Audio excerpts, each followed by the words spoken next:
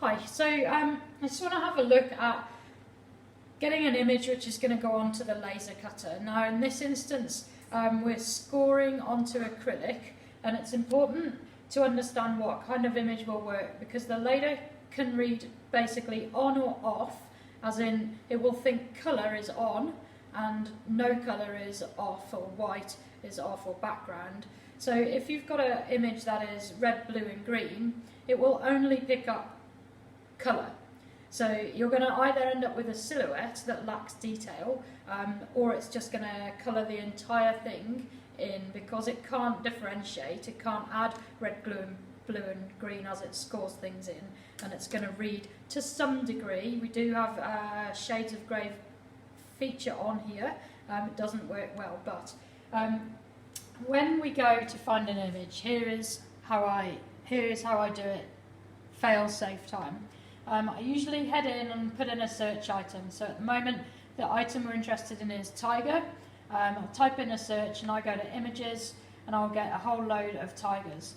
If I come down here and have a look at this one, would be one, if the laser were to cut that, it would colour that entire thing in, because it cannot see the difference between, you know, green, dark green, brown, blue, black and orange. It can see that there's something there. It may well leave a blank cloud and nothing else. This image here, this it would cut, score where there's black, nothing where there's white, and likewise this one. Now if you want to select and see only options which the laser cutter will do, a handy feature is to go into Tools, click that, come down to Type and ask it, instead of for every image possible, ask for a line drawing. And Google itself will remove the ones that are anything other than generally black and white.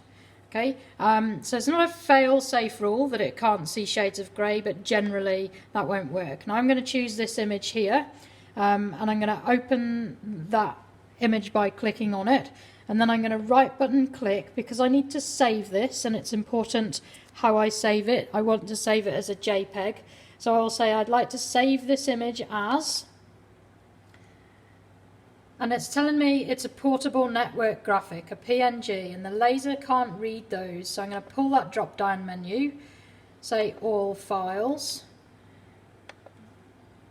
and it's not giving me the option to save as a JPEG. So I know that that image there is copyrighted and I am not allowed to download it, which means I can't give it to the laser. So what I'm going to do is I'm going to try opening that on its own website and see if I'm allowed to take it from the website when I wasn't allowed to take it from Google Images. So again, I go to it, I right button click, can I save that image please?